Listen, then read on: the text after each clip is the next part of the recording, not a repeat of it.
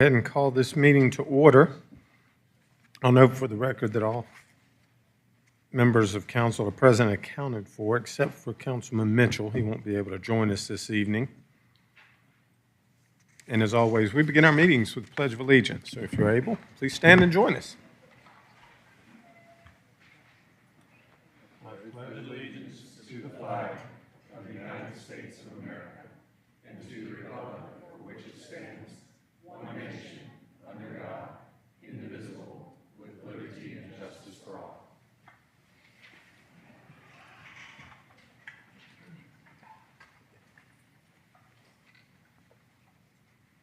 First item on our agenda this evening will be the boards and commissions. We have a Natural Resources Commission appointment by Councilman Hypes. Councilman Hypes.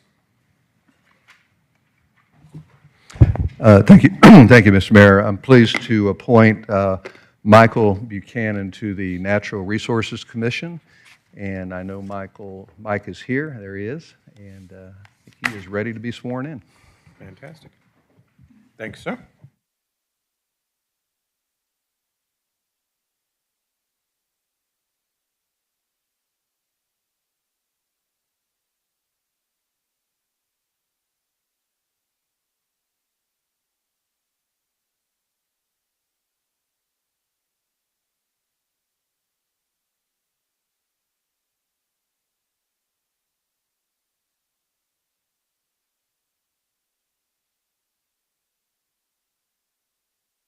Appreciate the service to our community.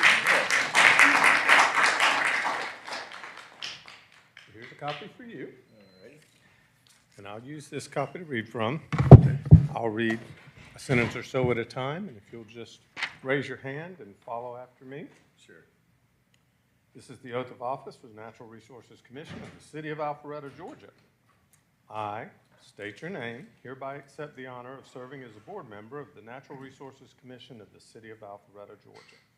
I, Michael Buchanan, hereby accept the honor of serving as a board member of the Natural Resources Commission of the City of Alpharetta, Georgia. I do solemnly swear or affirm that I do solemnly swear or affirm that I'm not the holder of any unaccounted for public money due to this state or any political subdivision or authority thereof. I am not the holder of any unaccounted for public money due to this state or any political subdivision or authority thereof. I am qualified to hold said office according to the Constitution and laws of Georgia. I am qualified to hold said office according to the Constitution and laws of Georgia. And I shall support the Constitution and laws of the state of Georgia and the Constitution and laws of the United States of America. I shall support the Constitution and laws of the state of Georgia and the Constitution and laws of the United States of America. Further, I do solemnly swear or affirm that I shall Further, I do solemnly swear or affirm that I shall faithfully perform the duties of a Natural Resources Commission member, faithfully perform the duties of a Natural Resources Commission member, regularly attend meetings, regularly attend meetings, uphold the ideals of community and service, uphold the ideals of community and service, and act and conduct business in accordance with the city's Code of Ethics and Conduct, act and conduct business in accordance with the city's Code of Ethics and Conduct, and support the charter and laws of the City of Alpharetta. and support the charter and laws of the City of Alpharetta. So sworn this 5th day of February, 2024. So sworn this 5th day of February, 2024. Here we go. Congratulations. Thank you.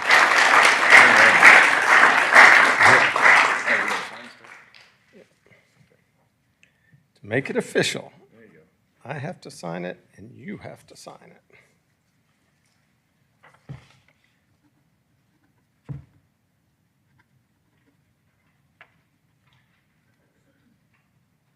There we go.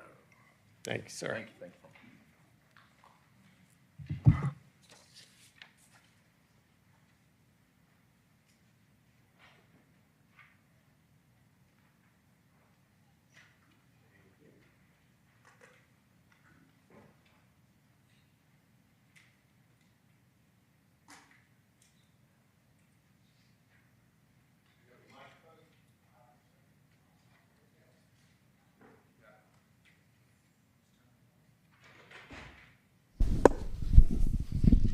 Thank you very much.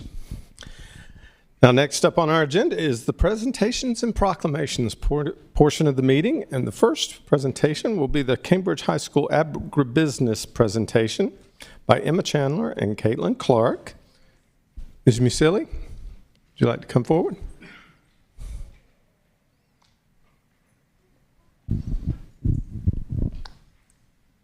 Thank you very much. So tonight is probably one of my favorite nights of the year, and this is our fourth time doing this here in the city of Alpharetta. We get to have our students, our agribusiness students from Cambridge High School, share with you and the council what they've learned so far in our ag business course that we operate at Old Rucker Farm. So I really love this night because our students get to share with the community what they've learned, some of the challenges that they faced as micro business owners, and they get to share that with all of you. So without further ado, I'm going to invite Caitlin Clark and Emma Chandler to share their story so far with you this year. Sounds great. Thank you.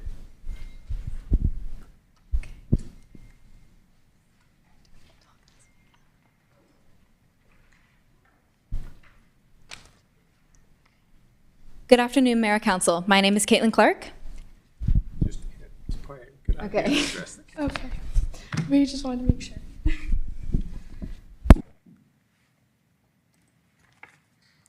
And I'm Emma Chandler, and we are this year's Alpharetta Box team. Alpharetta Box is a company founded in 2019 by the Cambridge Agribusiness Leadership and Management class. We go to the farm at Old Rucker Park daily to learn how to grow our local produce. We grow a variety of products, including fruits, vegetables, herbs, and flowers. And in our product and practices, we follow a regenerative, bio-intensive farming, which is when farmers focus on yielding the best results from the small areas while also nourishing and regenerating the land. We refrain from using any harmful herbicides or pesticides so that we have the best quality products for our customers. We sell boxes to increase agricultural awareness and community support of our agriculture. We also partner with the Alpharetta High School culinary team to make things like jams, butters, and salsas that come from our organic ingredients. We are proud to support and connect our community to locally grown organic produce. Initially, the Cambridge Agribusiness class, the Cambridge FFA chapter, and you, the city of Alpharetta, partnered together to create this opportunity for students to get hands-on experience with agricultural careers. When Alpharetta officially launched, we originally sold to only Cambridge teachers, but now we have expanded our process to all of the city of Alpharetta and the city of Milton. No other school in the state of Georgia has a partnership like this with their ag program, which makes this a super special experience for Cambridge students. A lot goes into maintaining a farm and a business as a whole. Not only do we have 6 rows each to maintain, we also have animals like chickens and bees to take care of. We arrive on the property at 8 a.m. every morning and get straight to work. I begin by feeding our chickens, collecting eggs, and taking care of our bunny mow.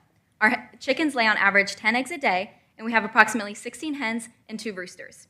While I spend my time in the coop, Emma spends her time in the greenhouse. I water all of our seedlings and indoor plants. The things that can be found in the greenhouse range from lettuce to microgreens in the winter months, and from eggplant and peppers to the warmer months. After we finish our daily tasks, we get to choose between working on business tasks or field tasks. Some farm tasks include transplanting seeds, seeding, weeding, pest management, and culling. An example of our business work can be updating our website, marketing on social media and through our newsletter, and innovating and creating value-added items to sell to our customers, and also answering customer concerns and questions through our website. Fridays are our favorite days of the week, and not just because of the weekend.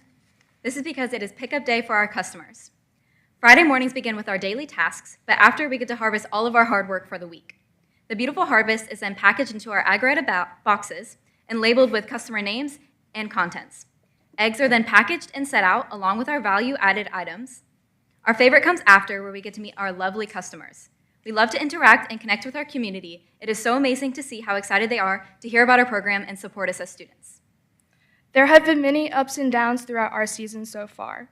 One of our successes include making over $2,000 already, and we still have 4 months to go in our season.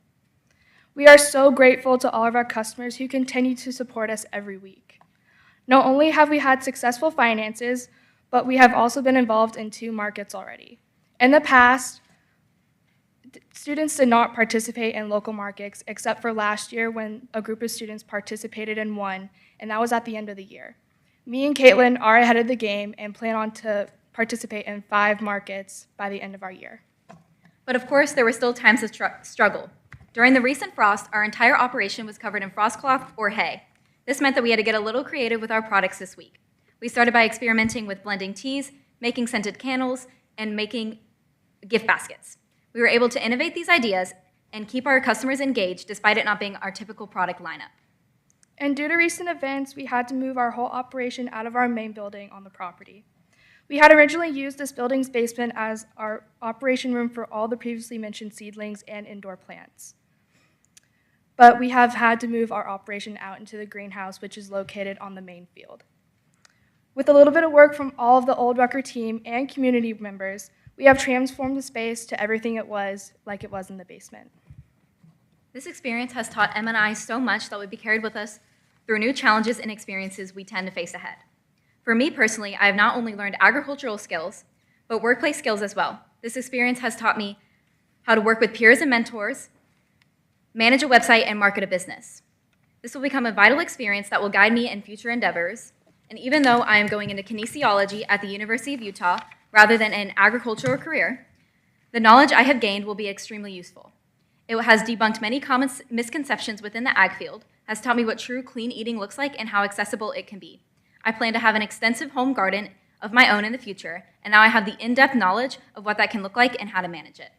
As for me, I will be taking the agricultural route and be majoring in equine science and management at the University of Kentucky. Though this study has nothing to do with plants, I will be able to apply my management skills, animal skills, and the many other skills I have learned to make a business run successfully. This experience should continue at Cambridge because there is nothing like this at any other school in Georgia. This partnership with you, the city of Alpharetta, has taught not only me, but a multitude of other students real-world skills that cannot be replicated. Being able to learn new abilities in a safe, non-judgmental environment has grown us not only as students, but as people. Em and I could not be more prepared for what we stand to face in our futures because we can pull from the knowledge we have gained this year. And we are both really excited to see what else we can accomplish this year, and we are so grateful for this opportunity you have given us. To show our appreciation, we have brought you a few goodies from the Alpharetta, and we hope that you enjoy. And thank you so much for your time. Thank you.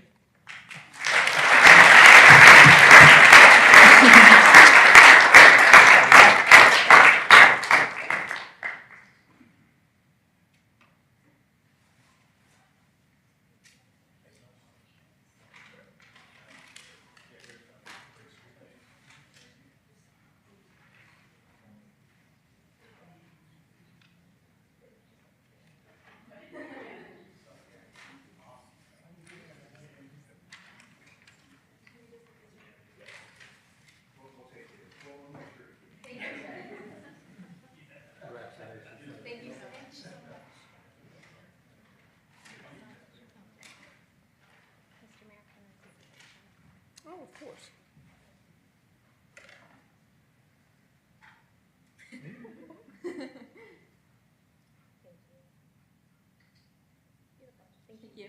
It was so nice to meet you.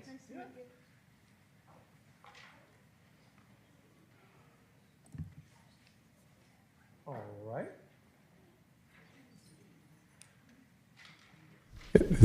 So we'll move on to the next presentation, and that is the proclamation for the North Fulton Rotary and the School Muralist Project. Ms. Ain, would you like to come forward?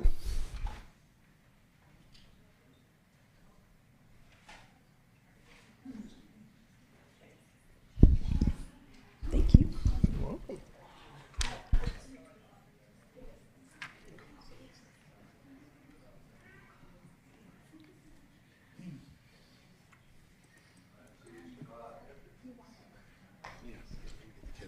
Is everyone?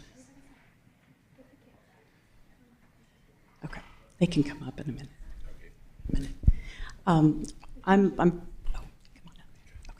I'm fortunate enough to introduce Rotary of North Fulton. We were able to partner on a project that you initiated with the city and North Fulton Waterworks Department.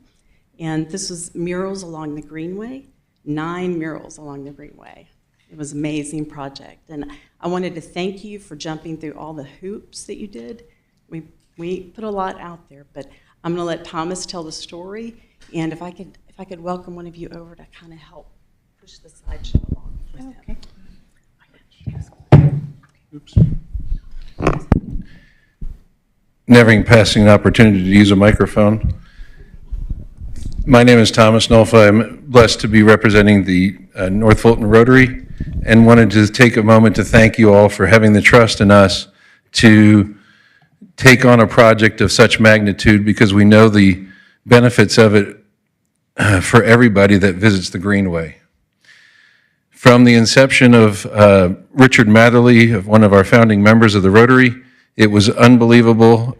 He walks that fine line between eccentric and crazy, and I'm not sure which side he's on most of the time, but we were blessed with his vision to turn these ugly sewer turrets into murals, and then we decided to utilize the students. We have such gifted students in our midst, so we put out a call for art for them, and then they were the ones that submitted the designs. We worked with Fulton County first to get approval, then we got approval through the city to take on this project. It's the first phase. We look forward to having the entire mural project done probably over the next 6 or 7 years to truly do it right. But as you can see, as Kim's flipping through the pages, these are just beautiful works of art by enthusiastic and just gifted, talented, wonderful students that we were so honored for them to be able to participate in this for us. Thank you again. Oh, and by the way, fellow Rotarians here, Richard Matherly in the very plain shirt, our president, Lisa Gelber, who had the toughest job of controlling Richard and me throughout the project, our president-elect, Rick Clark, and Amy Blanton, who is an artist, and just, we bring her along just to smile. She does a wonderful job for us. We also have Chris Miller. I didn't see, he's standing up in the corner. I guess he's scared to associate with us, but he was our legal expert and protected Richard and me. And we do have our professional murals is here, Annalisa Kimball. She is waving very shyly. She can stand up and be recognized also. And then we'll have the students stand or come down. How do you want to handle that? I was going to give Lisa an opportunity to speak if she'd like to. So modest. So please bring up everyone you'd like to recognize. Students, please come down. Chris, come on down. Hi, doing good. Tired. We're getting through it. Tired. Hard work painting all those turrets. So I'll just take a moment to say what a cool thing this is. I'm proud to have known Mark and Lisa for a long time. It's great to have you all as neighbors and fellow Rotarians. I appreciate all the efforts you've made. One of the great things about this community is we have so many people like this and so many organizations like North Fulton Rotary that have no creative limits. I mean, this is something I've never heard of before, and they came to the city and just said, wouldn't this be cool? And I don't know how many of you ever walk along the Greenway or the Alpha Loop, but those ugly things stick up like a sore thumb at every, few hundred yards. And the thought that somebody actually believed there was a way to turn those into an asset and something that's beautiful and attractive rather than just concrete sewer pipe was creative, and then the actual work began to get it done. So we're grateful. Thank you for all you've done. Thank you for everyone who actually did it. The art looks amazing. I can't wait to go see it for myself. And with that being said, I'll go ahead and read this proclamation, okay? This is a proclamation by the Mayor and Council of the City of Alpharetta, Georgia, Rotary of North Fulton, and the Alpharetta Greenway Mural Trail. Whereas the Rotary of North Fulton partnered with Fulton County Public Works, with the City of Alpharetta and Arts Alpharetta to create the Alpharetta Greenway Mural Trail. And whereas the Alpharetta Greenway Mural Trail is composed of 9 raised and hand-painted manhole covers as part of the Turrets to Treasures beautification project. The Alpharetta Greenway Mural Trail is a 9-mile trek of woodland trails beginning at Haynesbridge Park. And whereas Rotary of North Fulton advertised this mural project to local high school students and hosted a how to paint manholes workshop. That must have been interesting for those who were interested. 8 of the 9 manhole covers were painted by local high school students, and the 9th was painted by the Rotary's professional mural advisor, Alyssa Kimball, who also supervised and guided the students' work on the Greenway. And whereas the student mural artists were Abby Allen, Jordan Bride, no, it's Abby Allen. I thought those were 2 separate first names. Abby Allen, Jordan Bride, Kamal Chug, Eden Kuijit, Fiona McKay, Isabel Neely, P.S. Saraswat, Olivia Taylor, and Tessa Warren. And whereas the murals express the theme Clean Water for All and celebrate wildlife and plant life on the Greenway. And whereas the Rotary of North Fulton plans to make this a yearly project and will continue to administer a program to paint maintenance holes along the Alpharetta Greenway. Now, therefore, we, the Mayor and the City Council of the City of Alpharetta, do hereby recognize the time and talent of Thomas Nolfa, Richard Matherly, Lisa Gelber, Annie Blanton, Chris Miller, and Elisa Kimball, and all the artists. We offer our sincerest gratitude to the Rotary of North Fulton for sponsoring the beautification of the Alpharetta Big Creek Greenway project. So proclaimed this 5th day of February 2024 by the Mayor and City Council of the City of Alpharetta, Georgia. Congratulations. Thank you very much.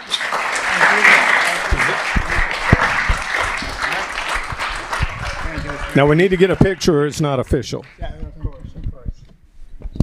We have our official photographer, her and Miss Shelley. Squeeze in like we like each other. Yeah.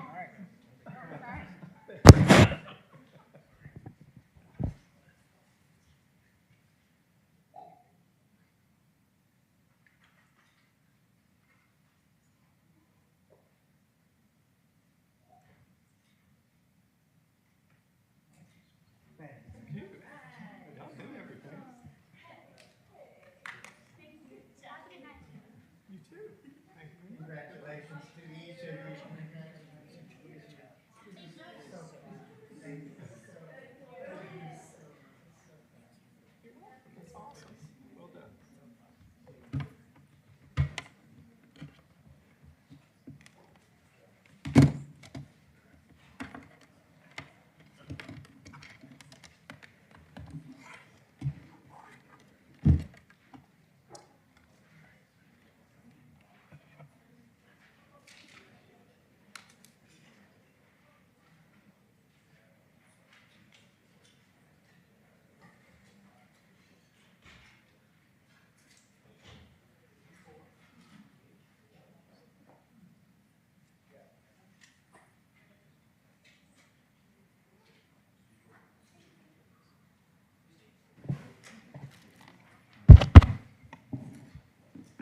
All right, the next item up on our agenda is the work session items.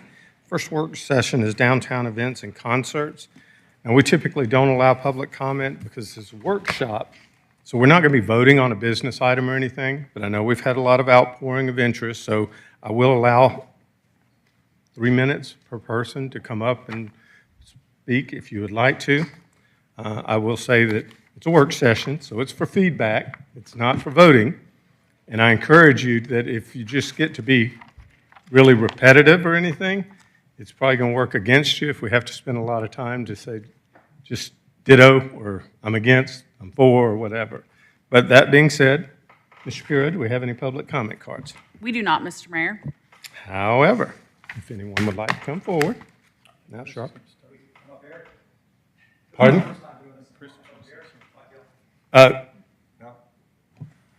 Mr. Lagerblum, were you going to give a presentation We're just going to introduce the item, or I can do it, or Morgan can do it. If you want to hear the public comment, that's fine. I'll just make a Yeah. couple of comments. We don't have anything to publicly comment on yet because we haven't even introduced the item or explained it. I've never done one of these before. No, no need to apologize. Like I said, we typically don't have public comment on a work session, but because of the interest, we'll be glad to do that. So why don't I go ahead and just introduce the topic and say this is a continuation of a discussion that started at your city council retreat. The discussion was the policy behind the use of public space and events for that public space. There was discussion primarily of the two downtown spaces, the one we've called Brook Street Park here, obviously in the town green. We do have some applications for some events at Brook Street Park that we need to work through the process, and I know Councilmember Hypes brought this item forward and introduced it at the retreat. Maybe he wants to summarize again tonight what his comments were, but it was generally to discuss the policy as it relates to events in these two public spaces. I didn't ask for it to be on the agenda, Well, this, like many of the other topics, are continuations that we started at the retreat that we just couldn't get finished, and I'm trying to space them out where we do one per meeting until we get them all done. So this is basically just a continuation of that discussion.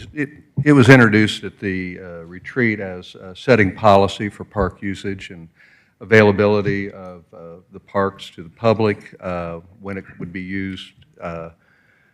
Certain parks would be used to sell space to raise money for designated private fundraisers, and the amount of usage of the parks and the effects that has on the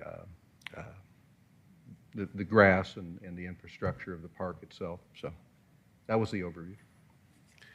Great. And so, Mr. Mayor and Council, we're just needing some direction as to whether or not we move forward with some of these events that have been applied for in these spaces that were talked about, or if we're changing our policy to encourage these types of events to occur at a different park, or I don't think we're encouraging it to happen, not at all, just the venue is what we're looking for some direction on. Mayor Pro Tem Merkel. Yeah, I'd like to add something here to the beginning because somebody's spreading misinformation, and I don't know if it's intentional or not, but we are getting emails and a phone call that City Council and Mayor are looking to cancel all downtown concerts. So if somebody's spreading that around, I don't appreciate it, to tell you the truth. That's not the discussion. The discussion, as Mr. Hives just pointed out, it's a policy discussion on what you do with city property. And that's the point of this tonight. So nothing's being canceled, nothing's being changed. It all came about because one person wanted to add 4 more concerts, which stimulated the conversation. So leave it at that. Do we have any other? Councilman Will. Can we define, per Pro Tem Merkel's comments, what we're looking to change, add, or subtract so that everybody's on the same page? Because I'm not even on the same page at this point. Well, I mean, I'll just say that we haven't really proposed anything. We had the discussion at the retreat about, okay, this is what happened last year, and this is what is being requested for next year. And what is our response to that? And so that's what this meeting, this work session is about right now, is for us to have that conversation because we're elected officials. We can't get in the room and just talk about it. We have to have a public meeting. So we're having a public meeting to decide, okay, was that okay the way we managed it last year? Are there any changes we want to make? And if so, what are those changes so that staff can begin to implement any changes if necessary? So that's basically it. I mean, it's for us to decide. Councilman Dorito? Thank you, Mayor. Just coming off the retreat and kind of summarize some of the points that I heard that we exchanged back and forth as council members. Mayor Pro Tem Merkel is correct. What prompted this, from my understanding, was a request by someone to add concerts to the park here in City Center, which prompted us to try to figure out, how do we make sure we create a balance in City Center to provide the, quiet, family-friendly environment and not have concerts every night of the week and kind of present concerts that that are still accessible by the public, because I, for one, believe the city center here is a public park, and what my personal opinion is I don't want to see us, attracting concerts that are here to make a profit for themselves while presenting music opportunities to the community. I'd rather see concerts here that will possibly support good causes, fundraisers, but also give access to the public that may not want to purchase, say, private seating area, tables for those fundraiser concerts. And it could be for a local cause, it could be for whatever that is, that the city would be supportive of, but also balance it with the fact that we don't want to have concerts continually here and make this a concert venue. This is a friendly family community. We want to keep that environment. I know one of the council members talked about maybe shifting these concerts to a different facility in the city, which is an option. But my personal opinion is I do like the concerts down here. I would like them to be for local fundraiser events. But if we allow any concert provider to raise money for a good cause, and they sell private tables, for example, I don't think we should limit the general public from, sitting around that area, whether it be on blankets or standing, to enjoy the concert themselves at no fee to them. So I think that's a good compromise. And as far as the number of concerts we would allow, our director of Parks and Rec, I think, would help us consider, balancing that with creating some peaceful time in the city center here as well.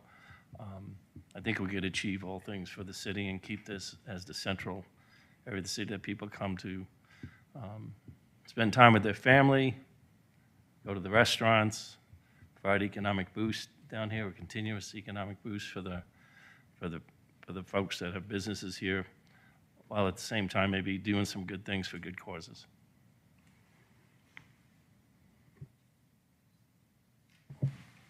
Any other comments from council? Councilman Will. I would just say that I agree with Doug 100%. I think if we're doing concerts and selling tables, and if it goes to charity, that's a good cause, not for a personal profit.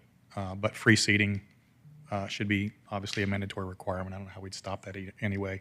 Limiting the number, I think that is a decision between council and Parks and Rec, but 100% agree with Doug. Okay, and I do want to mention, I was at the concert with Mother's Finest, enjoyed it. I appreciate Steve inviting me to go check it out. There's two things that I see that we need to consider, we in council, but we as a community as well.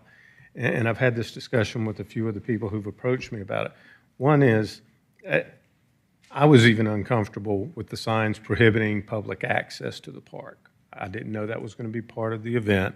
I don't think we can do that. I don't think that's right. It is a public park.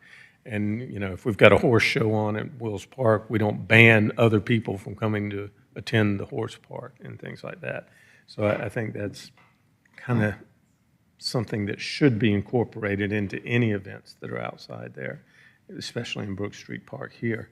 The other one is, and this is a concern that some of us have more experience with than we'd like to admit on our city council, is there's a constitutional issue if we as the city try to limit who has access to holding fundraisers, because it's all fine and dandy when everybody's happy and it's an organization that everybody agrees is good for the community and things like that. But those of you that have been around long enough remember that we used to have a Old Soldiers' Day parade too, until people decided that they wanted to march in the Old Soldiers' Day parade with rebel flags. And we, as a city, were sued. Me, as a mayor, was sued, and we had to fight to the Supreme Court. And if you notice, we did win that case. We did win that case in being able to set that precedent. But it cost hundreds of thousands of dollars to take a case all the way to the Supreme Court. And you notice we don't have an Old Soldiers' Day parade anymore. because we're not allowed to pick and choose who uses public spaces based on the content of the speech. And we take our commitment to the Constitution of the United States very seriously. And so I want you to understand that if we don't set some policies that are objective in what is allowed in these things, then anybody can come and apply for the same opportunities. And that's a concern for me. So I don't know whether that bothers anybody in the community or that bothers anybody else on council, but it's certainly something that concerns me. Councilman Hypes. Well, I have some of the same concerns. I think you may have articulated them better than I can articulate them. But in terms of a parks policy, and as liaison to the Parks Department, having areas that are predominantly passive parks and the infrastructure is set up to be a passive park is something that I think some of us would like to strive for. In recent memory, the usage of the town green out front received such usage that we could not grow grass on it. And I'm almost embarrassed to say I was one of the last holdouts to go to the artificial turf. I love it now. I think the artificial turf, I wish I had been one of the first ones to sign on to that. But, we couldn't grow grass out there. And even during COVID, when we roped it off, we couldn't save that. And, we have 2 concerts every other Friday on the town green. And we have Home by Dark on Brook Street Park. And contrary to the emails, this discussion is not about any of those. Those are sponsored events that are open to the public, that you bring your chair, stake out your spot, and you can watch that and we can have community. It's public. It's not private. We're not selling anything. There truly hasn't been any instance where we've sold a plot of public taxpayer parkland for a fundraiser to set a table down and say, this is mine for the buying, until last year. It was the Mother's Finest concert. I cannot think of another one. There was other fundraisers out here. Pop Fest was out here, paid for by sponsorships. The park was open. We didn't sell plots of land with tables sitting on it for the event. So, it's a policy issue. And, reasonable minds can differ on how we would approach the policy of our parks and whether or not we want to have an endeavor to have green space, passive parks with City Hall as a backdrop, or whether or not we want to use that area more rigorously so that we might lose the grass. I believe Director Morgan might be able to speak to how many of these concerts we might be able to handle out there, or what it would look like if there was a concert after a day or 2 of rain like we had here recently. I don't know if you want to speak to that or if you don't want to get involved in any of this, but we've had some offline discussions about what could happen out here if we have an event where the pressure is to have the event because certain bands have been paid and we end up with a field of muck out here. And some of us don't want that. Some of us want to have a different kind of a use for that. And I too, on the constitutional part, have my concerns. We can win a case on city free speech in a parade where we get to say what kind of speech we want in the parade and take that to the Supreme Court. Rejecting an application where some groups get to use this park and others don't is going to get a little dicey. And it could be the exact same group that was in the parade, the Sons of the Confederate, whatever they were called, Sons of the Confederacy. And the optics of that are something I don't want for my city. The optics of a fundraiser out here with rebel flags and City Hall as a backdrop is not something I want for my city. But what's good for one is good for all. And if you're going to go down this road, you got to accept what comes afterwards. So, and then last but not least, in terms of policy, within the Parks Department, I understand that there are people downtown who don't think they want to go to Union Hill Park and the Pavilion, which is an outstanding music venue, but the policy is already in place. And Home by Dark is a perfect example. The city and ACVB sponsors and pays for Home by Dark to provide free concerts out here, free, you know, in the sense that, you know, you don't have to pay for it, your tax dollars are. And it brings the community together. Home by Dark plays at Union Hill Park under the pavilion, and they rent a facility. And when they rent it, they can charge for tables. It can hold up to 500 persons underneath there in Chastain-style concert. And I know as a Parks Department, I would like to see us activate that and people take advantage of that. And furthermore, recognize that I love my downtown neighbors. You know, I see a lot of my downtown neighbors sitting out here. And we're going to run into each other every day, twice a day sometimes. But the folks in Windward are Alpharetta residents. The folks on the east side of 400 are Alpharetta residents. And while some folks may be here to speak in favor of this tonight, and I look forward to hearing from you, I don't see one of the persons I spoke with at the State of the City address, a very prominent Windward resident, who, as is often the case, said, you know, it'd be great if we could have more things brought to the east side of Alpharetta. And I agree. I think we've done a great job with Union Hill Park. It's got incredible upside. It's a rain or shine event. So if you pay for a band, you can have your event. So all of these things are just factors for me in how I see what our parks policy would look like for Brook Street Park down here. I don't know of anything amongst council or on the agenda that's talking about a change in usage for the town green. I'm not aware of that. So that's my laundry list of points. So. Councilman DeRita? Yeah, I'm really appreciative of the comments, the constitutional question that the mayor brought up, and Councilman Hypes. I'm not an attorney, so I'll state that in public, but listening to the comments and the input here, and this is a workshop, so we're kind of open exchange of ideas and thoughts. I'm not saying that those are not, you know, issues that we need to consider in whatever policies we set for the city, but when you talk about Union Hill Park and putting concerts there and having them charge for the concert, that sort of thing, or even existing concerts that today we've had in the city of Alpharetta, not ones where a private entity came in to either fundraise or whatever and sell tables, because I think Councilman Hypes is right, I think it's only happened once so far.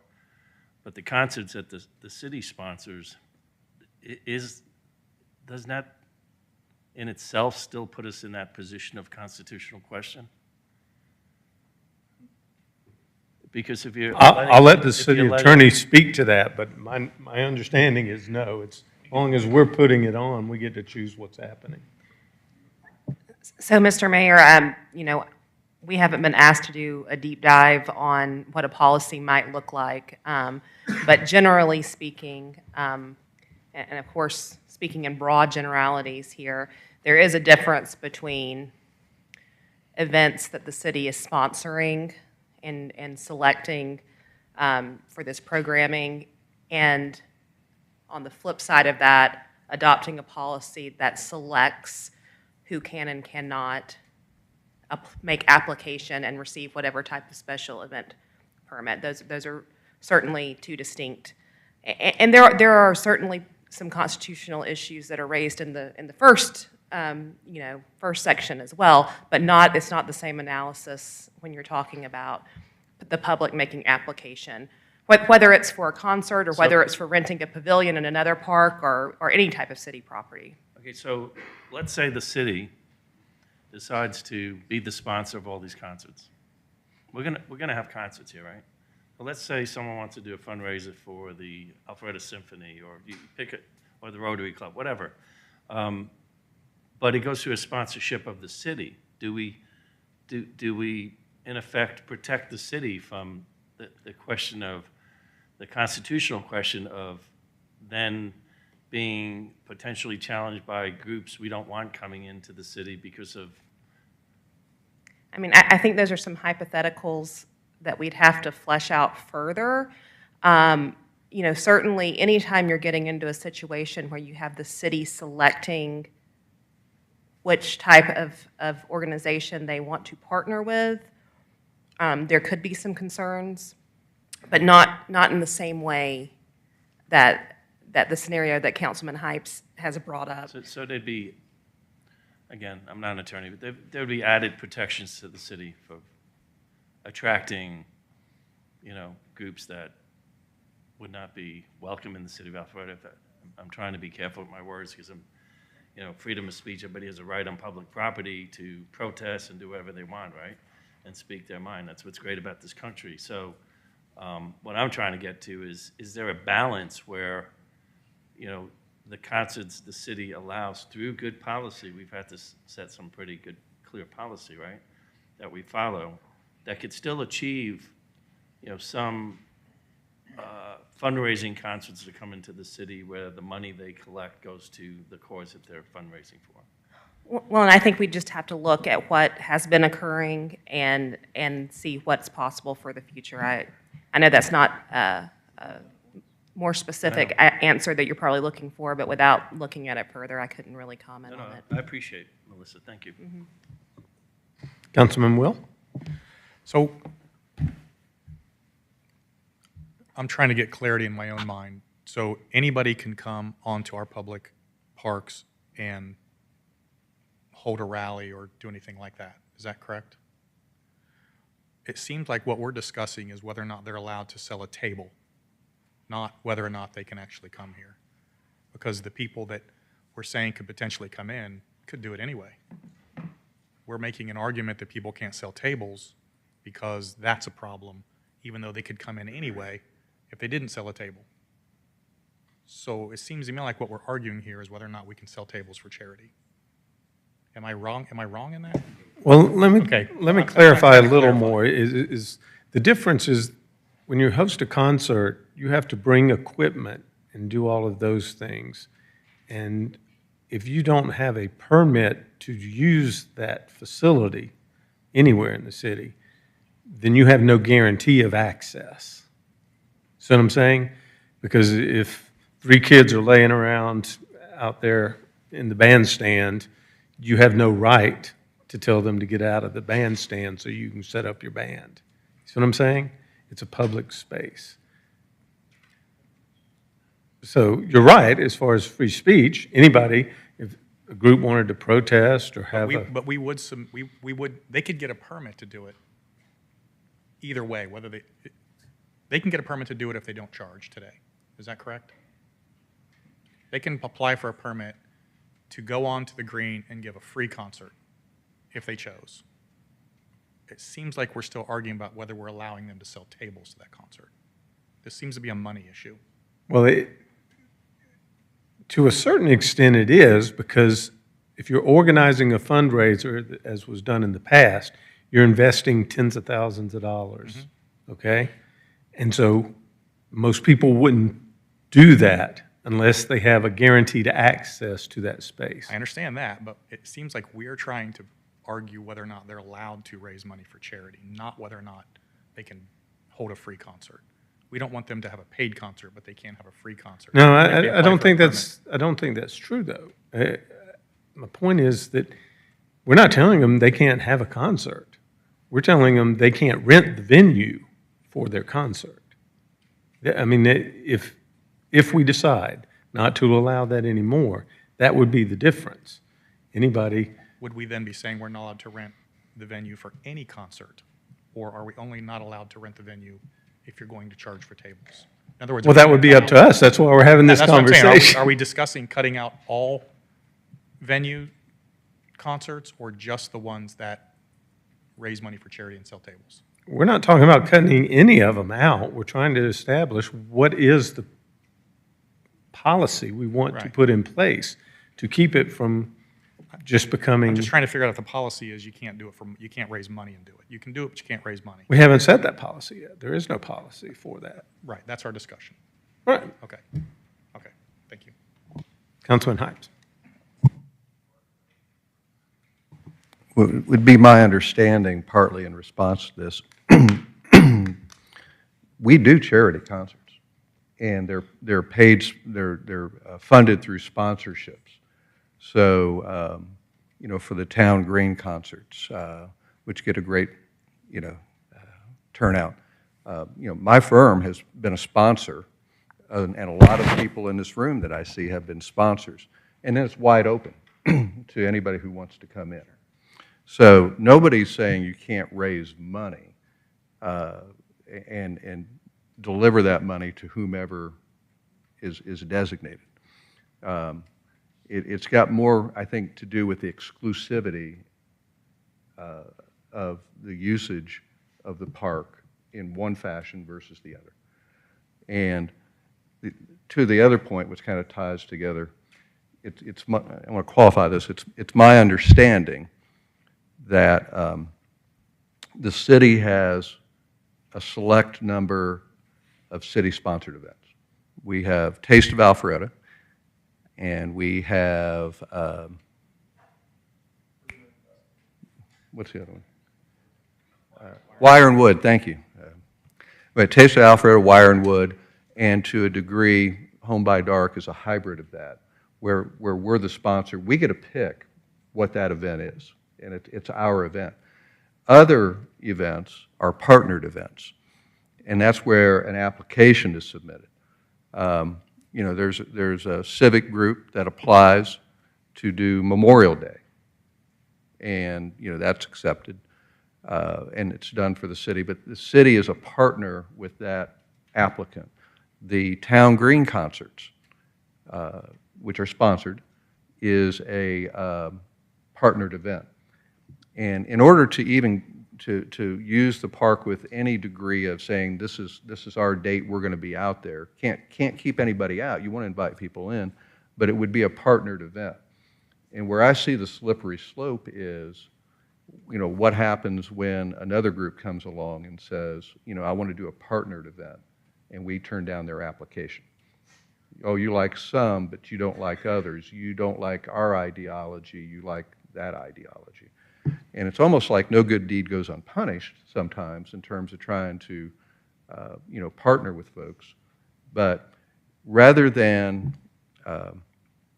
expanding the different ways in which we're using the parks, including this park out here, which is, I consider it a passive park to a degree, you know, managing these partnered events is something that our events coordinator through the Parks Department, that's part of what they've tried to do.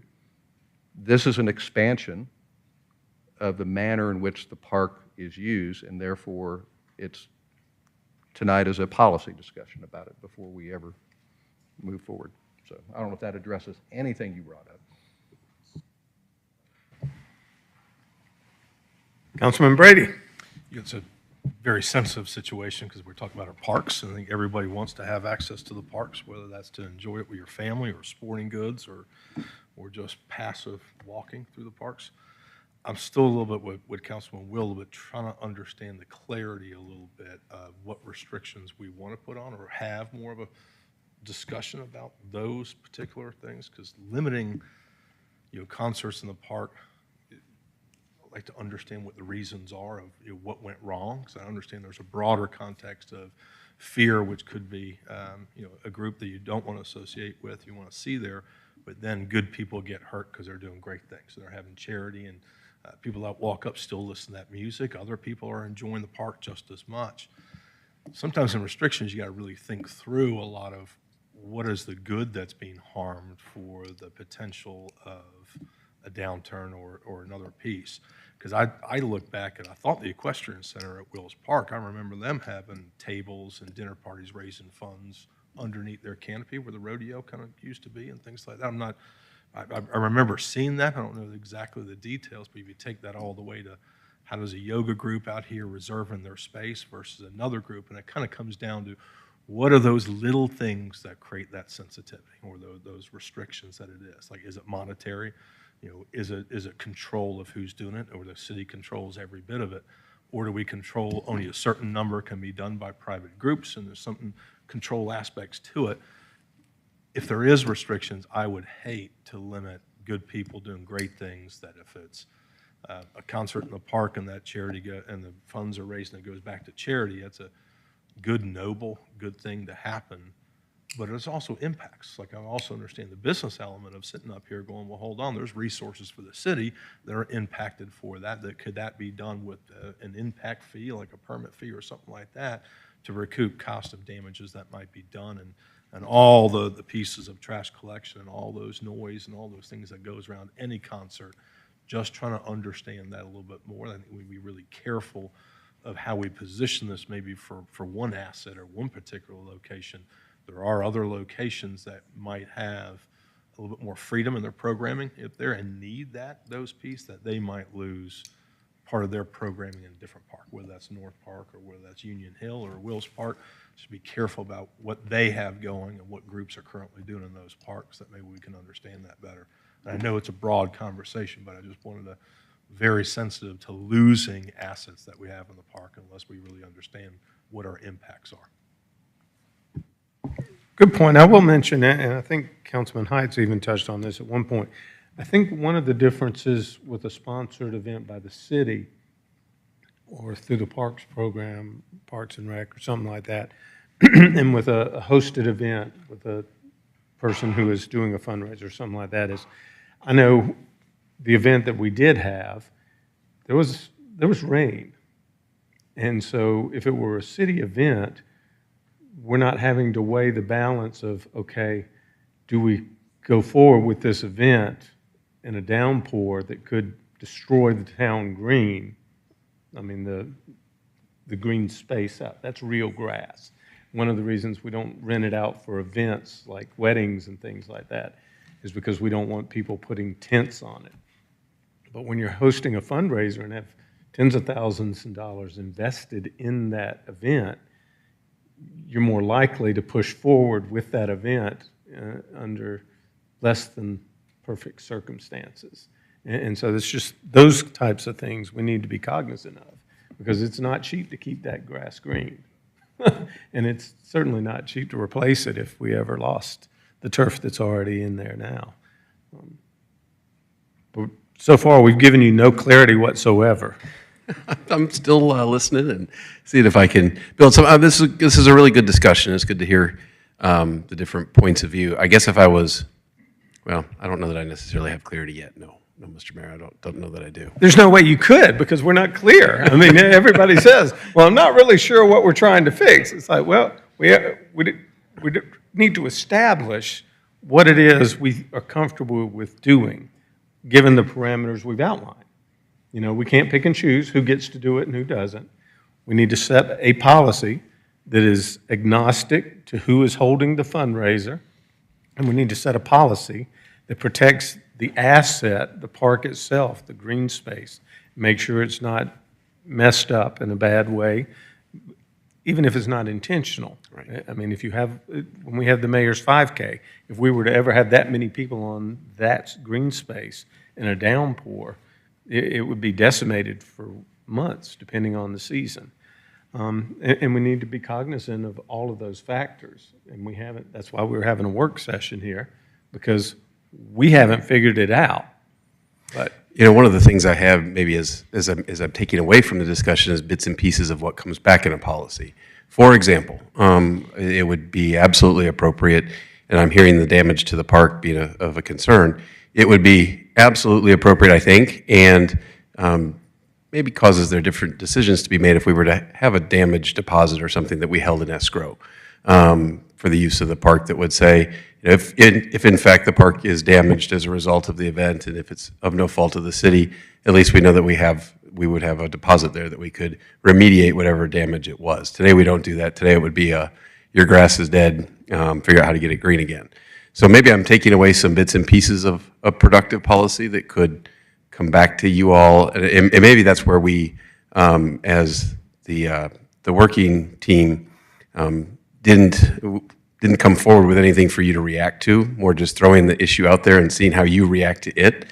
But if there's been productivity tonight, it's that I've taken some bits and pieces of what might be in a good policy that we could bring back to you. Fair enough. Do we have any other questions or comments from council at this point? Thank you, sir. Thank you, gentlemen. Now, since nobody signed up for public comment card, we will allow public comment. Once again, like I said, it's not productive to be totally redundant, but we'll give you 3 minutes and feel free to come forward if you could. Nobody knows you, so please tell us your name and where you live for the public record. Steve Beecham, 199 Academy Street. This is my first time speaking before y'all, and I didn't know I needed to sign a card, so my apologies to the council.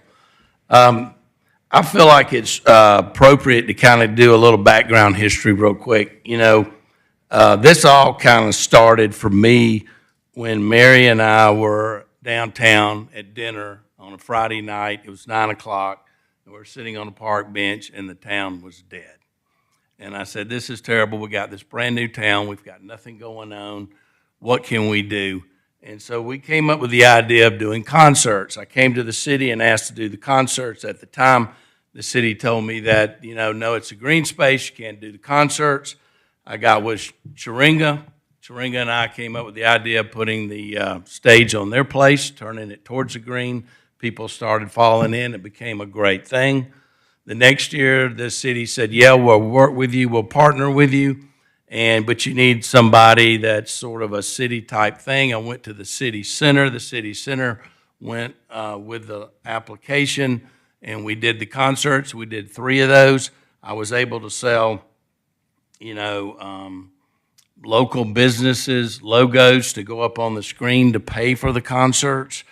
And we had 150 to 350 people come in the second year. The third year, we came back and did it again. There was some concern about, are we cutting off the green? Are we not allowing people to be there? We got through that issue with the city. We had the Rotary Club come in and be the sponsor that year. We were able to do better sales than we had done before, and so the net result was the Rotary Club made $25,000 last year that they weren't expecting to make because enough people, enough businesses wanted to be a part of it. And we brought 10 bands. Today, I can tell you that the bands are killing me to try to be on the green. I've got businesses that are excited about it. So while that happened real quickly, while that was going on last year, I thought there are a lot of nonprofits in our town that people don't know about. Also, there had been some talk earlier on when I was doing the green about why don't you go to Brook Street? And I said, no, we need the energy out front. And so I started thinking about, in order to go to Brook Street, we had to bring a big enough band to bring people to the backside of City Hall. Mary and I came up with the idea with some other people that we do Mother's Finest. We took a gamble on that. We paid $12,000 for Mother's Finest. Cost us $6,000 or $7,000 for sounds and light. We bought tables and chairs, and we came up with the idea that if these 4 charities would work with us, then if the worst case is they would have an opportunity to tell hundreds of people about their charity, and if we made any money, we'd split it with the 4 charities. We hooked up with All for One, Jeff Levitan's group, and we said, can y'all run all the money through you? They did that. That was how we were able to take our charge cards. Much to our surprise, we sold 45 tables at 8 people a table. We raised $70,000, of which, excuse me, $45,000 went to these 4 charities. They split this money, these 4 charities did. They all got a chance to get up and talk about their charity. It even rained and people stayed and people had a great time. The fun part about it was the people got excited about the Chastain sort of atmosphere. We were under the stars. You were able to decorate your table. You were able to bring your food and your alcohol to the event. Several restaurants in town got involved by doing sort of catering type events. We've got some of those people here tonight. They're excited, hopefully that will happen again. Mr. Mayor, we're at 3 minutes and 40 Am I over my seconds. 3 minutes? So real quickly, I want to be real clear on what I've asked for. So the Rotary, I saw this as a great opportunity for win-win for a lot of people. So the Rotary Club is put in for 4 concerts. One of those concerts, we want those funds to go to Wacky World. And then there's 3 other concerts. I believe that these concerts can generate probably $20,000 to $40,000 a piece. I don't know, depends on how many tickets we sell. I think that it's a win-win, that money then in turn goes back into the community. And so the idea is to sell the tables. It's the only way we can pay for having name brand entertainment. Stephen, I love you, but. All right, I'm gone. If I give you more, I got to give it to everybody, and we got quite a few people still in the room here. But if anyone would like to come forward and finish up on Steve's comments, feel free. I just want to piggyback on what Steve's done here. My name is Mike Ross. Thank you. I'm Mike Ross. Alicia and I live across the street. 11965 Haynesbridge Road. I bought the corner lot, split it, sold, yeah. It's actually for the public record, though, Gotcha. if somebody Gotcha, wants to know okay. who this person Hopefully was. there's no stalkers out there. So just to give you some quick background, I bought a house in Windward in 1991. So I've been in Alpharetta a long time. I bought an office building, 2-story office building at Main Street Commons in 2000. So I've had it for 23 years. I've been local business owner for a long time. Built the house across the street, and we have 3 of the 5 houses that you see across the street that are represented here today. And the other 2 are out of town. They would have loved to be here. The reason why we're here is to give you 1,000% support in what Steve has done. The activities and the events that happen on the square and across the street are what make Alpharetta, downtown Alpharetta, so attractive. It's why there's so many empty nesters moving out of the pool and tennis communities as their kids go off to school and get on with their lives. They want the eat, live, work, play environment, and that's very attractive to have those events here. It's these events that have given me the confidence to spend millions of dollars along with my neighbors to live in an environment like this so we can walk across the street and enjoy live music. So Douglas, you mentioned earlier you wanted a balance between family type environment and empty nesters, but I have to tell you, I mean, we go over there quite a bit, and there's a good mix. There's kids running around, but there are also adults that want to enjoy live music as well and sit in their chairs. So I don't think pulling back on that is going to create more of a balance. I think the balance is beautiful. I think Steve does 10 events a summer. Okay, yeah, but I just want you to know I'm 100% in support of this. Yeah, and I got to tell you one more thing. You know, the Mother's Finest concert. If you were going to have any complaints from any neighbors, it would have been one of the 5 houses that live across the street. We are all in support of all the activity here. So please keep it up. We love it. And do not hold back on, I think Steve's doing a great thing for the community, raising money. And we just love the live music. I don't think you're impeding anybody from coming. And with Uber these days, I don't think the parking, and you have the garages, I don't think that's really a factor. So anyways, that's just my thoughts on that. So appreciate you taking that into consideration. Thanks, sir. Is there anyone else who would like to come forward?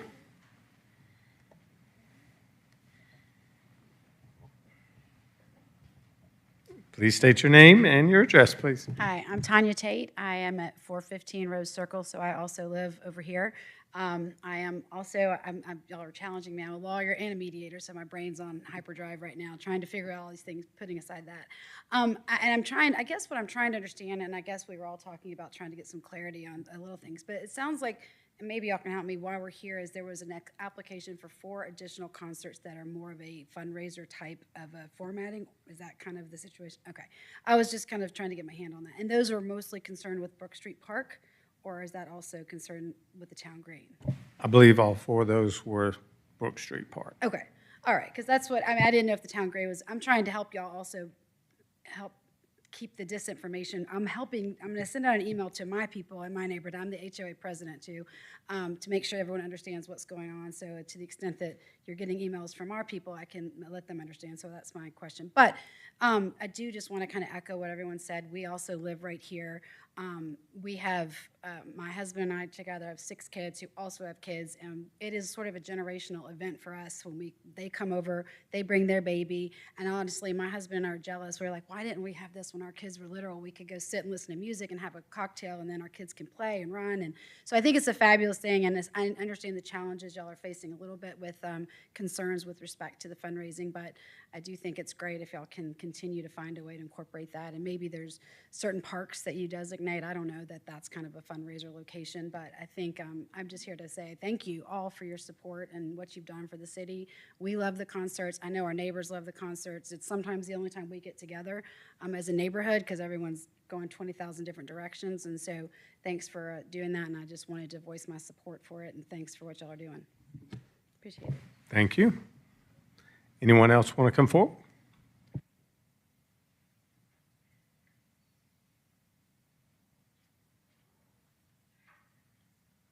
Hi, my name is Linda Bilderback. I live at 11935 Haynesbridge Road. My house is probably the closest one to the gazebo, so, I'll put it on record. We enjoy it, we love it, we like to hear it. But I have a question. My question is, what would be the difference if somebody had paid tables at Brook Street Park than at Union Hill Park? Why could they do it at Union Hill, but they can't do it at Brook Street? Well, I'll speak based on the conversations we've had so far. One is Union Hill is designed for that. It's already being used in that way. Mm-hmm. It's also not a green space. It's mm-hmm. a covered concrete arena. So we're not worried about the grass being trampled in rain or other issues like that. I think that's why I would encourage anybody. I remember when it started raining at that event, and I thought, oh my gosh, I hate it for Steve and all the people who've paid all this money to make this happen, and it can get rained out. Mm-hmm. We just think it's a shame to not use that venue more, whether it's this organization or any other organization. It's a tremendous venue, and you don't have to worry about having your event ruined because you don't get a second shot. Okay. So we're just encouraging that, and you can do with that what you may. The challenge out here is it is a public park. It's not rented except for that one time. And so if we're going to do that, we need to establish those parameters. Well, I had a suggestion. Oop, I'm not speaking very. I don't know how much more time you've got, but feel free. I have a suggestion. Then why can't the city do something that if you're going to rent the space to do a private event, that it has to go to a donation that is within the city of Alpharetta, and maybe have a list of 10 different or 15 different organizations that people have to donate to be able to rent the space. I can only imagine the legal nightmare of picking and choosing which charities will allow to be used. Well, in things like this, it just seems like we're letting the few make the decisions for most of the people that moved here. And I don't mean the city. I don't mean the city. Nobody's deciding anything. I know. There is no few. I know. The only few are the few people up here who are taking responsibility for trying to make this happen. I'm not even referencing you. What I'm talking about is if we're afraid of or concerned of who might have a function there, if we're worried about that, then we're actually stopping everybody else from enjoying it that would like to see functions there. And people that move to downtown Alpharetta, we're not here because we want to be secluded. We're here because we know what we bought into, that we enjoy the city. There's business people that spend a lot of money to rent these spaces down there, and it just drives revenue to our local businesses. That's all I have to say. Thank you very much.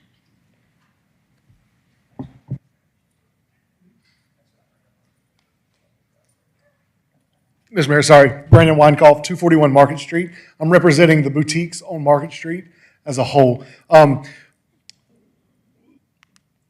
We want to talk about like what the concert series is meant for the small businesses on Market Street. So last year, during the 5... You're talking about on the town green, right? On the town green, yes, sir. I'm sorry? There's been no question about making any changes. No. We just want to talk about the financial impact that it's made towards these small businesses to increase the number of concerts that they could have. So we noticed an increase of an average of 243% in foot traffic and in sales across the 5 third Fridays from May to August. So we just want to talk about how much of an impact that's made for these businesses. And what we would like to see it grow and continue on and let it know that Steve and the Rotary Club and how much of a dynamic impact it's made for these boutiques. And we just want to we appreciate everything that you guys are doing and keeping it growing, and we want to see it continue to grow from there. So that's all I was wanting to say. Thanks, sir. Anyone else?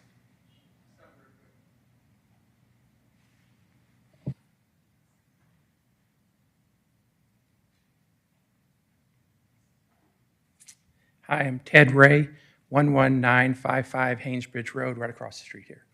I appreciate what you guys are trying to do in broad swipes. And so my only recommendation would be, we definitely like the concerts. We definitely want to not have the wrong crew come in here and paint the town with, a bad reputation with something that they're doing. So if we could see, you guys are talking it through right now, what are you looking to, to do? What are the rules?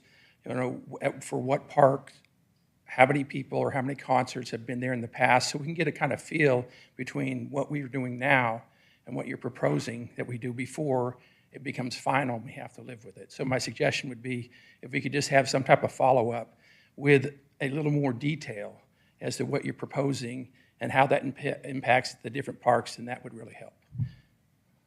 Good point, and I'll just let everybody know. The whole intention of this is to start a conversation. Like I said, we can't get together in a smoke-filled room and just work it out. And so we're talking out loud to let the public hear us have these discussions so we can all take that into consideration and figure out where we move from there. At some point, because that's not even determined now, if we decide to establish a policy, we'll be back through this whole process where we actually will be voting at some point. It's not unlikely that we'll probably go with this huge, diverse, question of what we want to address and come back with another work session before we refine it enough to even try to propose a policy. Based on what I'm hearing, though, to give you some feedback, I think if we begin to allow that, I think 4 would be a maximum I would want out there during a season. I mean, we've already established that they've tried to schedule 4 more. 4, I think, because we don't want to overdo it. We don't want to overtax that green space, and we don't want to overprogram it. I'm talking about the 4, what would you call them? Yeah, but applied. I mean, you have to apply for those permits. 4 permitted events in addition. The non-city partner. Well, I don't know that they'd be partnered, would they? That's what I'm trying to care. Mr. Mayor, yes. If I could, I think I have gathered some direction that we can take from tonight's discussion. Really, it's a couple of different things. One is, it's obvious that we need to bring a policy back to have actual park policy put in place beyond the park rules that exist today. So I don't want to make it sound like they are unregulated. We just don't have a policy on special events that's this detailed. The second is that I need to take action or direct Parks and Recreation to take action on the applications that we've received. It sounds to me as though the number 4 still for this year is okay. And I would just take away also from your discussion that we'll put a clause in the approval that basically keeps with the city the authority to be a no or a go, no-go based upon weather. And I think we can work with the applicant to make sure that the worst thing that it seems like we're concerned about doesn't occur as a result of moving forward with those, if we do at least this one additional year. Does that seem like a reasonable direction forward? Councilman Hyde? Well, I would add to that if we hold the ultimate right of cancellation based on weather or circumstances, and that could be within 48 hours or something, where all the money commitments have been made, that we are insulated from any liability for what the persons where the applicant incurs these costs but can't go forward. I want to make sure that the city's insulated from any potential liability. Correct. And we'd either have to structure some language around that both parties would get comfortable with, or we could condition it such that the direction forward would be to reschedule as opposed to cancel, but just not be held during the weather event. Councilman Dorito? Yeah, probably a rain date provision in there or something. And also definition of an event. Does that mean they could do a 2-day event, a 3-day event over the weekend? Is that one event? Just want to be clear on that. I'm all in favor of moving on these concerts. I also think since we're going to be setting policy for the use of our parks for concerts and things like that, that Union Hill Park should be considered on what the policy of that park usage is as well, since we're addressing this issue. We will. Yeah, lots of very good points made tonight. And I think we've got there where we have some direction long-term, and I've got the direction I need short-term. So it was a successful discussion. I'll take your word for it. That being said, we'll move on to the consent agenda. Thank you, everyone. Consent agenda consists of the city council meeting minutes from the meeting of January 29th, 2024. The alcoholic beverage license application PH-24-AB-01, Village Burger Alpharetta LLC. A settlement agreement for Travis Moya and Cami Moya.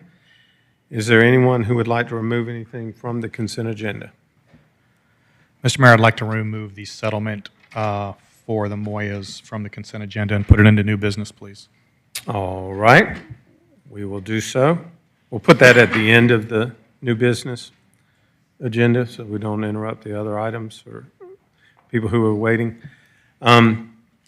So, are we all clear on that? The items for the consent agenda will only be for the council meeting minutes from January 29th, 2024, and the alcoholic beverage license application PH-24-AB-01, Village Burger Alpharetta LLC. Any discussion? Ms. Shapiro, do we have any public comment cards? We do not, Mr. Mayor. However, if you'd like to come forward and speak on the consent agenda, now's your chance. Seeing no one coming forward, we'll close public comment. Do I have a motion from council? So moved. What's to approve the consent agenda? Yeah, that's what you said? Just wanted to make sure. Yeah, I thought you said there a motion to approve. We have a motion by Mayor Pro Tem Merkel. Did I hear a second? Councilman Dorito had a second. Any discussion? All those in favor of approving the consent agenda, please vote yes. Right, it was just those two items.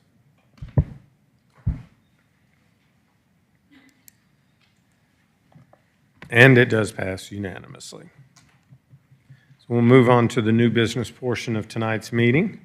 First item under new business is PH-24-01, Unified Development Code text amendments. This is the golf course tree removal. This is the second reading. Director Cook, you have the floor. Do we have any changes since the first reading? There are no changes since the first reading. Okay, thank you. Do we have to read the ordinance again? Yes, Mr. Mayor, would you like me to go ahead and I would handle that? love for you to go ahead and do that then.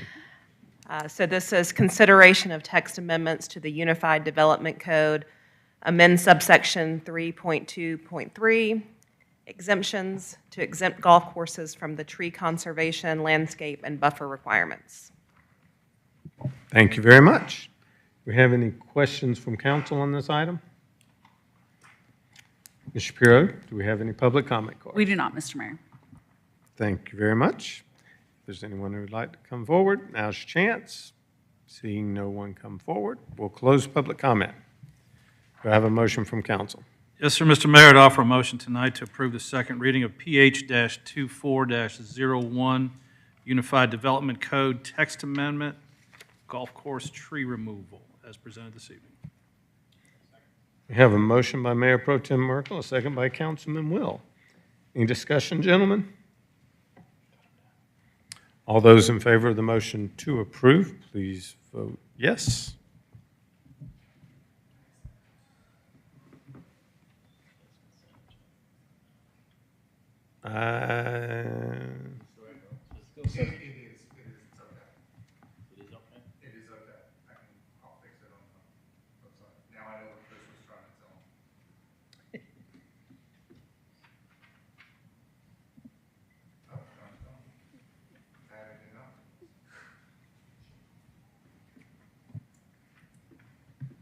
So it passes 5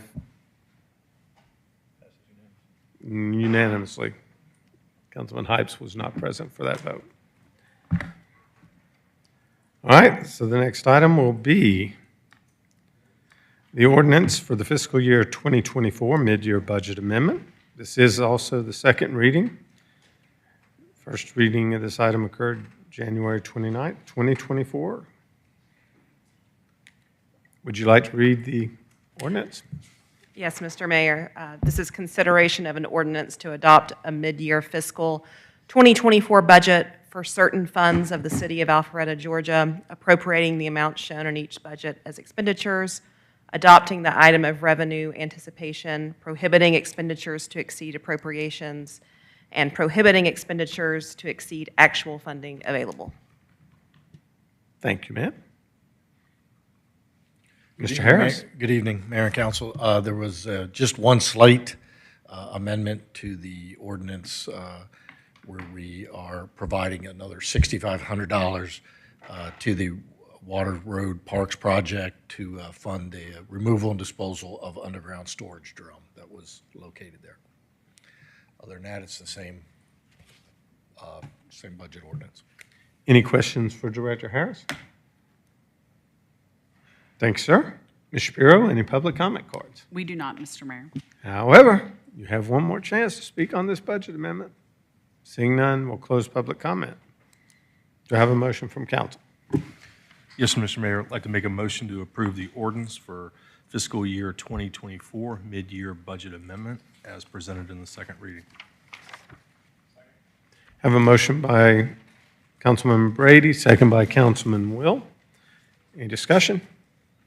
All those in favor of the motion to approve, please vote yes. And it does pass unanimously. Next item up will be the fiscal year 2024 task order funding award citywide stormwater pipelining to IPR Southeast LLC. Director Sisevich, I believe this is you. It is. Good evening, Mayor and Council. Before you tonight is another pipelining contract to IPR. We're following through our task order list. We're doing over 7,000 linear feet of pipe at $1,109,096.42. IPR was a single source contractor for us. They went through a competitive bid process back in 21, and they have been holding their prices since then. So we're very happy for that. So that no price increases to their unit prices. Thanks, sir. Any questions for Director Sisevich? Well done, sir. Ms. Shapiro, do we have any public comment cards? We do not, Mr. Mayor. But if anyone would like to come forward and speak on the stormwater issue, now's your chance. Seeing none, we'll close public comment. Do I have a motion from council? Yes, Mayor, I move to approve the award of funds in the amount not to exceed $1,109,096.42 to IPR Southwest LLC for stormwater pipe lining through the city pursuant to the August 23rd, 2021 on-call storm pipe lining services contract by and between the IPR Southeast LLC and the City of Alpharetta to authorize the mayor to execute all necessary documents. I have a motion by Councilman Dorito, second by Mayor Pro Tem Markle. In discussion? All those in favor of the motion to approve as outlined by the Mayor Pro Tem, by Councilman Dorito, my apologies, please vote yes, otherwise vote accordingly. And it does pass unanimously. Thank you, Mayor and Council. Thank you, Pete. So you're up again, and this will be for the invitation to bid 24-009, Webb Bridge Road Construction, Big Creek Greenway to Maid Marion Close. Yes. Thank you, Mayor and Council. This is a project that's been going on since 2016. So we're very happy to start seeing the projection. This is the middle section. Councilman Brady, we are currently doing the bridge construction and a roundabout on either end. We call that the bookends. So this is the point between the Greenway and the roundabout. That's over there at Webb Bridge Way. We received 5 bids that came in, and the low bid was Amshiv at $13,771,601.25. One component of this project is we pulled the lighting out. We were working with Georgia Power. Georgia Power gave us a cost proposal of $1 million with that lighting. It will match what's already out there right now. There's about 30 lights already installed. It's the same lights that you see on Kimmel Bridge Road. It's a lease arrangement with Georgia Power as well, which means it's $2,816 per month. That covers our usage as well as the maintenance. So Georgia Power would be maintaining all the lights for us as well. So Amshiv's quote for that, or their unit price for that contract, was $1.9 million. So we went from $1.9 million down to $1 million to work with Georgia Power. We're looking at an overall project of 22 months to complete the work. We're also going to be playing the landscape scheduling game. The landscaping will be installed at a separate date. We will be working with some property owners of HOAs as well, and we will be landscaping that in the corridor in November, December, January, March, April timeframe. Trees in the wintertime and shrubs in the springtime, but that will be after the completion of the corridor. So, and just to remind people that the corridor is 2 10.5-foot travel lanes, a 4-foot wide bike lane, 6-foot wide planting strip for trees, as well as 10-foot wide sidewalks. So, open to any questions. Councilman Hypes. Director Pete, the lighting in this proposal, that's a separate it's a separate $1 million item, is that correct? Correct. And these are actually 2 projects in one staff report in terms of bid items, is that correct? Correct. The lighting for Webb Bridge from the Greenway all the way down to, I think that's Kimball Bridge or near the post office, that is not dark sky compliant lighting, is that correct? Not 100% correct. Right. And for those who may not have looked into dark sky lighting, I think we touched on it briefly at the retreat. What's the engineer's understanding and interpretation of dark sky street lighting? Lights are illuminated downward. This one that we have that's specified in the bid was similar to Encore Parkway, where we have a cap on it. So the lights do go up, but the cap blocks it a little bit. You see a lot of the teardrop lights where or I call it even lights at Wills and State Route 9, where the fireman hat, the lights point downward. That would be more of the night sky. And the night sky, dark sky, I see a lot of it as dark sky. When that type of lighting is implemented throughout an area, that would reduce light pollution, so to speak, correct? I can, yes. So do you anticipate a significant dollar difference if we were to have dark sky lighting, if that were to be incorporated into this? They are more expensive, but that doesn't mean that if we work with Georgia Power, we can. It all depends on what we select. Let me put it that way. I mean, we could find a very inexpensive fixture, and you could find a very expensive fixture. So we'll find. Our goal is to find one that would be comparable and match the price. And there's no change in terms of dollar cost of usage. It's really just what the fixture looks like, what it costs, and it shines downward. That I have to work through with Georgia Power, because Georgia Power does have different rates for different fixtures for their maintenance costs. And are we able to, if it's decided to defer a vote on the lighting aspect of this presentation, and that be brought back without interfering with the overall timing of the project? For this particular section, no. We'd have to work diligently on the other sections and see if the contractor's already ordered the lights for the bookends. I know approximately 30 light fixtures have already been installed on both aspects of the bookend projects. Okay, 30, and there's 173 total? There's there's 170 in the middle section. They've installed 30 right now. I think there's another 85, I think it is, between the two other sections. And those have not yet been ordered? They have been. They all have been ordered, but we may be able to dial them back. Okay. Are you able to report back to us in a couple of weeks to let us know what our options are without, if? Yes. Okay, thank you. So Pete and Councilman Hypes, perhaps, whoever needs to be part of this conversation, I'm not clear on the instruction. Are we going to table this item until you can come back with those numbers, or are we supposed to vote on this without knowing the answer to those questions? Councilman Hypes? I've had the opportunity to discuss with Public Works Liaison Councilman Dorito. I think in conversations with Director Pete, and he'll correct me if I'm wrong, we can appropriate the road construction part and bring back just the $1 million lighting item in a couple of weeks to find out if we can do a dark skies compliant lighting. Is that correct? Correct. So we would not table the entirety, we would just vote on the road construction. But Okay. I anticipate Councilman Dorito will take the lead on the motion. That's fine. So as long as Councilman Dorito is clear on what the motion is going to be, I just wanted to make sure. I had heard about this potentially earlier today, but I just wanted to make sure we weren't going to vote on one thing and then have to come back and redo it later. Okay. Any other questions for Director Sisevich on this item? Ms. Shapiro, do we have any public comment cards? We do not, Mr. Mayor. However, if you want to speak about streetlights, now's your last chance. Seeing no one, we'll close public comment. To have a motion from council. Yes, Mayor, could I ask the city attorney a question first before I make a You motion? absolutely may. Melissa, just a question to follow on what Councilman Hypes is talking about. How do we separate the two? Can I just approve a portion and then the road construction part and then ask to defer, or should we do separate motions on that? So I think that the cleanest way to do this would be two motions.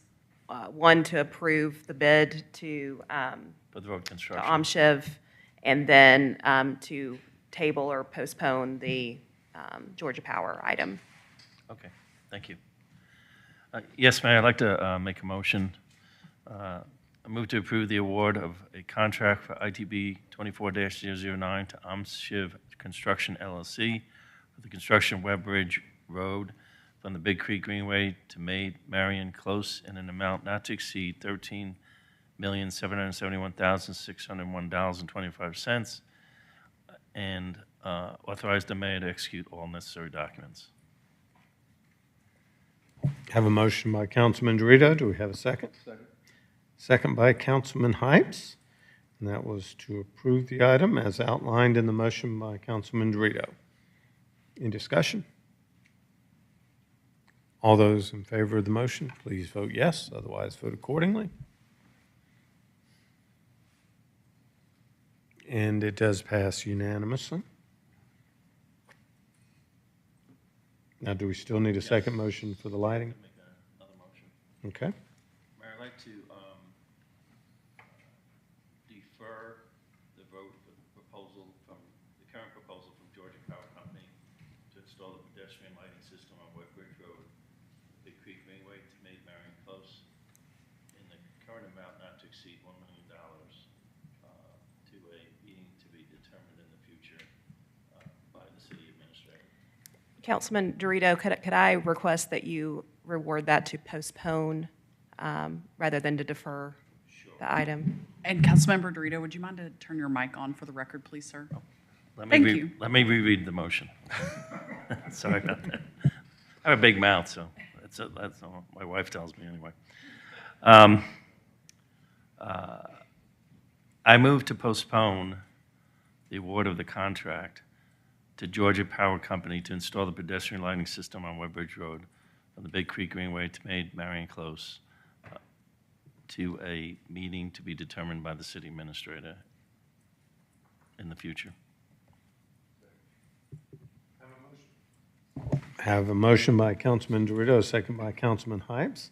The motion was to postpone, I believe the term was, as outlined by Councilman Dorito. Any discussion?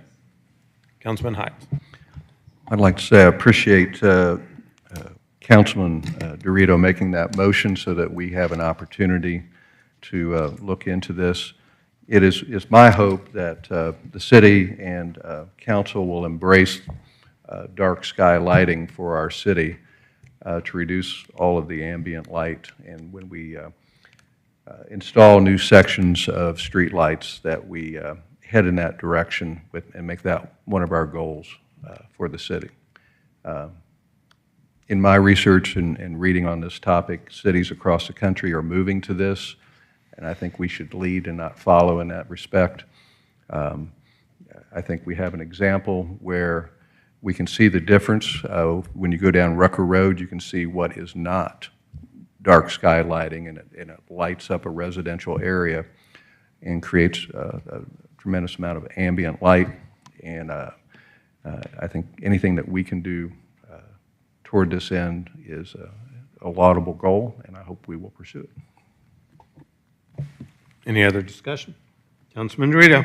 Yeah, I'd just like to applaud Councilman Hype's effort here in this initiative. I know he brought it up at the retreat, and frankly, when he called me on this today, I wasn't even thinking about the dark sky compliant ordinance that we hopefully will talk about in the future. But with respect to this project, this is a very, what I would say, sensitive part of the city, very residential, as we all know. And so I think this is a great place to start this initiative that Councilman Hypes has brought up and leading the charge on. I just want to compliment him for that, because this does, impact the city in a very positive way, I think. Thank you. Councilman Brady. My apologies. I thought I saw you raise your hand. Fair enough. Any other discussion? All right. We have a motion and a second. All those in favor of the motion, as outlined by Councilman Dorito, please vote yes. And it does pass unanimously. Thank you, Mayor Council. Thank you, Pete. Appreciate all your work on getting that one through. Next item, last item under business, will be the Title VI policy statement and agreement. Mr. Lagerbloom, do you have that item? I believe Mr. Drinker does. Mr. Mayor, council members, this is an item that we have to do annually in order to maintain eligibility to receive funding through GDOT, which is a substantial amount of funding we receive from GDOT every year. Title VI is basically part of the Civil Rights Act, deals with discrimination. The policy that GDOT wants us to agree to is consistent with the policies we have in place anyway. So it really is just kind of a check-the-box thing we have to do every year. Thanks, sir. Any questions for Mr. Drinker? Ms. Shapiro, do we have any public comment cards? We do not, just that the city attorney's office will need to read the resolution. She will. I'm ready. Please do so. This is consideration of approval of the Title VI policy statement and agreement, and with authorization for the mayor to execute all necessary documents.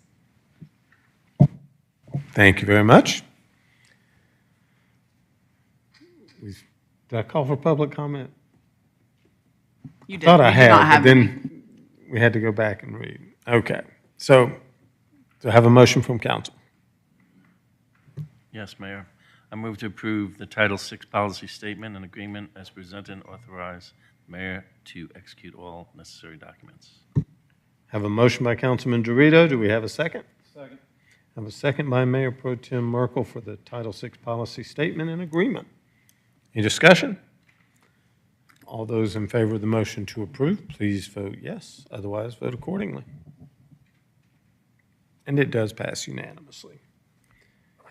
Ladies and gentlemen, that will wrap up the new business portion of tonight's meeting. Mr. Mayor. I know, I wasn't adjourning. I was just saying that wraps up the new business. Oh, that's right. I'm sorry. My apologies. Thank you. I just didn't write it down. You're right. Another one. So we did have the item that was removed from the consent agenda, and the second was moved to the end of the new business portion. So we have not finished the new business portion of tonight's meeting. And the item will be the discussion regarding the settlement with the Moyas. Turn that over to you, Mr. Lagerblum. Yes, Mr. Mayor, this item is just at the conclusion of a process that involved some legal steps and some mediation, et cetera. The recommendation is that we approve the settlement agreement with Mr. and Mrs. Moya as published on the agenda. I don't have a further presentation.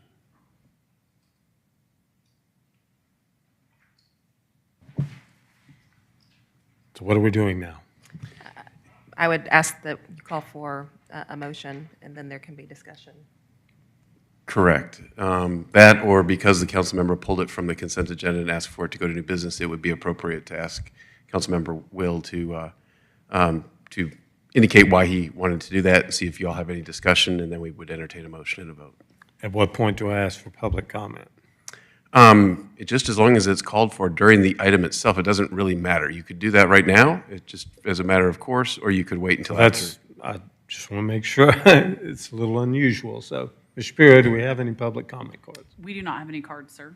However, if you'd like to speak about this settlement, now is your opportunity. Seeing no one, we'll close public comment. Mr. Will, I'll turn the floor over to you. Thank you, Mr. Mayor.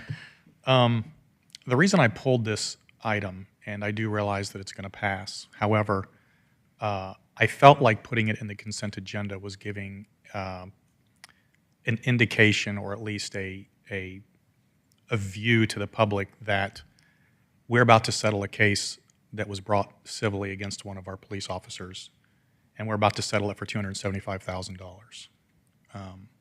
In this particular case, this particular officer was cleared through the department. We actually brought in outside investigators who also cleared and said he did his job according to his training. It did go to court, and we did win the case. And I don't want the public to think that he has done something wrong, and that's why we are paying $275,000. Our public safety officers did what they were trained to do. We're doing this as a matter of expediency to get this off our plate, to get it settled and not cause any future problems. But I did want to make a public statement that the officer didn't do anything wrong according to the investigations we did, and I just needed the public to know that. That was it. Thanks, sir. That being said, do we have a motion? Yes, sir, Mr. Mayor. I'd offer a motion this evening to accept the settlement agreement with Travis Moya and Camo Moya as presented here this evening. Have a motion by Mayor Pro Tem Merkel, and a second by Councilman Hypes.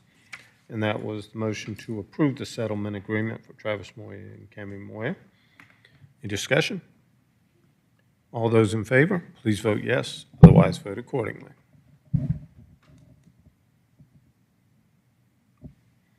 And it does pass 5-1.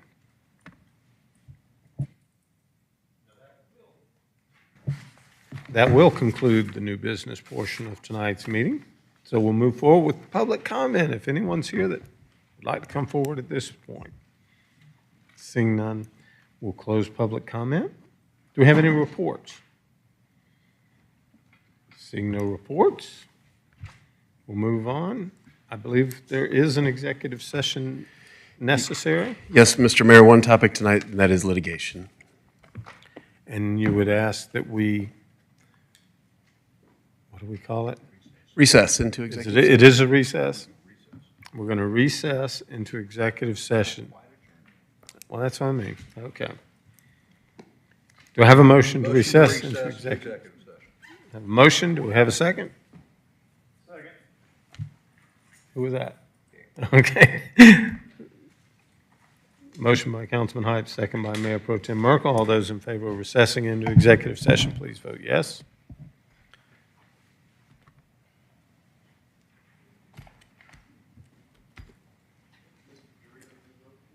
Are we missing somebody here? Yeah, we're missing Councilman Dorito.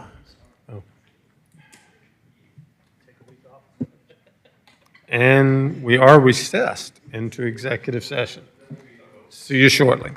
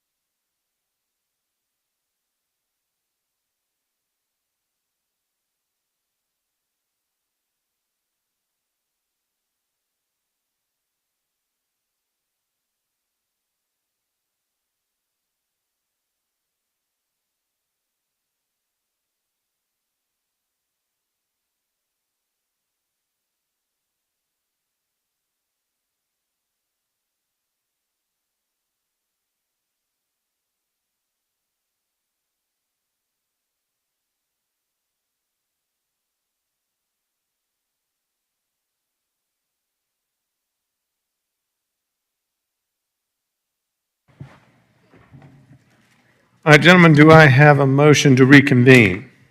So moved. Second. Motion by Mayor Pro Tem to reconvene, second by Councilman Dorito. Any discussion? There is no public. All those in favor of the motion to reconvene, would you like to come forward?